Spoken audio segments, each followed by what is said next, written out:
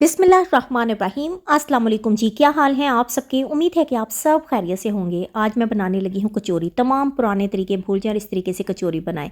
यकीन करें, एक तो ये बहुत इजी तरीका है, दूसरा ये कि जिसके आगे भी सर्व करेंगे वो तारीफ़ करने पर मजबूर हो जाएगा। बिस्मिल्लाह करते हैं और जनाब हम इस रेसिपी की तरफ आते हैं। 2 कप मैंने ले लिए हैं मैदे के। हाफ़ टी स्पून हम इसमें नमक का ऐड करेंगे। 2 चुटकियाँ जस्ट मैं इसमें अजवाइन ऐड करूँगी फ्लेवर के लिए। अब मैंने ले लिए हैं 5 टेबलस्पून घी इसमें ऐड करेंगे और अच्छी सी हमने मिक्सिंग कर देनी है। इतनी अच्छी मिक्सिंग करेंगे कि हमारी ये जो है मैदा इसकी अच्छी सी मुट्ठी एक बनना शुरू हो जाएगी। अब जनाब हमने नॉर्मल पानी लिया है, इसके साथ एक अच्छी सी डो को रेडी कर देंगे।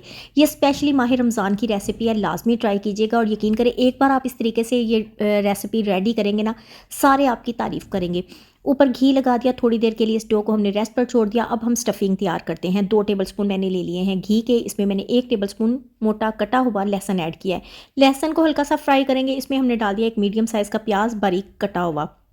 प्याज की हल्की सी हमने भुनाई करनी है। इन वेजिटेबल्स की हमने ज़्यादा भुनाई नहीं करनी है। अब मैंने ले लिए हैं 1 कप बंद गोभी की मैंने ग्रेट किया हुआ है, बंद गोभी इसमें ऐड करेंगे और हल्की सी बंद गोभी की भुनाई करेंगे। इसके बाद मैंने ले लिया है 250 ग्राम चिकन के मैंने रेशे कर दिए हैं बॉईल करके। इसमें मैं डालूंगी 1 teaspoon chilli flakes, half teaspoon हम इसमें नमक ऐड करेंगे, हाफ़ टी स्पून ही हम इसमें पिसी काली मिर्च ऐड करेंगे। अब हल्की सी हम भुनाई करेंगे और जनाब इसमें डाल देंगे 2 tablespoon chilli sauce, 2 tablespoon soya sauce और 1 टेबलस्पून हम इसमें डालेंगे सिरके का। अब दोबारा से इसकी मिक्सिंग करेंगे, अच्छी सी भुनाई करेंगे, मतलब ये इसमें से नमी जो है वो ख़त्म हो जाए। ये देखिए बड़ी ज़बरदस्त हमारी वेजिटेबल्स कुक हो चुकी हैं। अब हमने इधर ले लिया है तकरीबन हाफ़ कप घी का। इसमें मैं डाल दूंगी 3 टेबलस्पून भरकर कॉर्नफ्लोर। ये जो मैं आपको मेन तरीका बता रही हूँ ना, आप कोई भी रोल वगैरह बनाए उसमें ये आपके बहुत काम आएगा। हमने इसे अच्छा सा एक घोल रेडी कर लिया। इधर मेरी जो डो है बड़ी ही ज़बरदस्त ये रेडी हो चुकी है। ये डो भी बिल्कुल ओरिजिनल तरीका, आप इसके साथ रोल बनाएं, समोसे बनाएं, जो भी आप बनाना चाहें बिल्कुल एग्जैक्ट बनेंगे। अब जनाब हमने मीडियम साइज़ के पेड़े कर लेने। इस तरह से मैंने सारे डो को लंबा सा कर लिया, इसकी कटिंग कर दिया। सेम एक साइज़ के हमने पेड़े बना लेने हैं, मतलब ये आपने ज़्यादा बड़े पेड़े नहीं बनाने हैं। एक टाइम में हमने सारे पेड़े बना लिए। अब छोटे छोटे साइज़ की हमने रोटियां बनाकर एक साइड पर रख देनी है।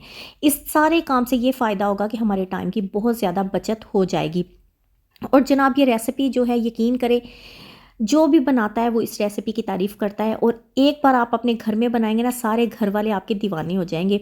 रोटियां रेडी कर ली। अब जनाब छोटी छोटी रोटियों के ऊपर हमने जो घोल रेडी किया था वो इस पर फैला देंगे और थोड़ा सा मैदा इसके ऊपर फैलाएंगे और इस तरह से हमने इसके ऊपर रोटियां रखते जाना है।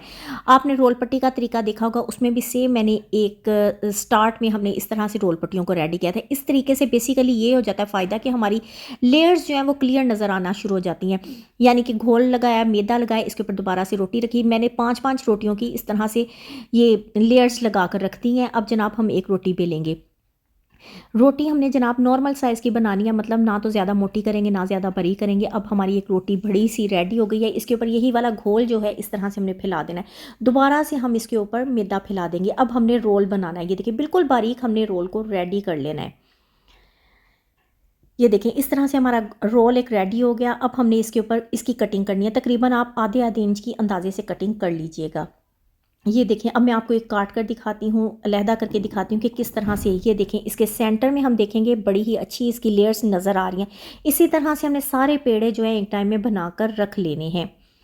ये काम हमारा हो गया। अब हमने जनाब 2 छोटी छोटी सी रोटियां बनानी है। अगर आप ज़्यादा बड़ी कचौरियां बनाना चाहते हैं आप 2 रोटियों को जोड़कर बना लीजिएगा।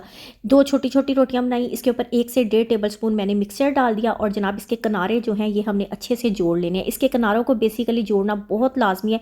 अगर ये कहीं से भी हमारी कचौरी जो है खुली हुई रह गई तो सारा मिक्सचर जो है घी में फैल जाएगा। अब हमने इसकी लुक रेडी करनी है। ये देखें इस तरह से हमने करनी है। आप इसको गौर से देखें, बहुत ईजी तरीका है ये कि आप स्टार्ट में जब बनाएंगे आपको प्रॉब्लम फील होगी लेकिन इजीली ये बनती जाएंगी। ये देखें बड़ी ही ज़बरदस्त इसकी जो साइड्स हैं वो तैयार होती जा रही हैं। यकीन करें ये कचौरियाँ ऐसी हैं कि अगर आप किसी को गिफ्ट भी देंगे ना वो भी आपकी तारीफ़ करेगा। बड़ी ज़बरदस्त ही हमारी कचौरियाँ 1 बाय 1 रेडी हो गई। अब हमने ऑयल के अंदर इन्हें डालना है। ऑयल को हमने बिल्कुल भी गर्म नहीं करना है, बिल्कुल हल्का सा कह लें ऑयल के अंदर हीट होनी चाहिए, बिल्कुल ज़ीरो आग चलनी चाहिए। आप देख रहे होंगे कचौरियाँ बिल्कुल नीचे थी। जैसे ही आपकी कचौरियाँ जो हल्के से इनके अंदर बबल्स बनने लगे, नीचे वाली साइड जो है वो कलर चेंज होने लगे, फिर आपने साइड को चेंज करना है। बस इसी तरह आप कह लें कि टाइम ज़रूर लगेगा लेकिन इनकी लेयर्स इस तरीके से बहुत वाज़िया नज़र आएंगी। अगर आप यहाँ तक पहुँच गए हैं तो मेरे चैनल को सब्सक्राइब करें, वीडियो अच्छी लगे लाइक लाजमी किया करें, मुझे अच्छे अच्छे कमेंट्स लाजमी दिया करें। और ये जो रेसिपी मैं आपके साथ शेयर कर रही हूँ यकीन करें बड़ी यूनिक है।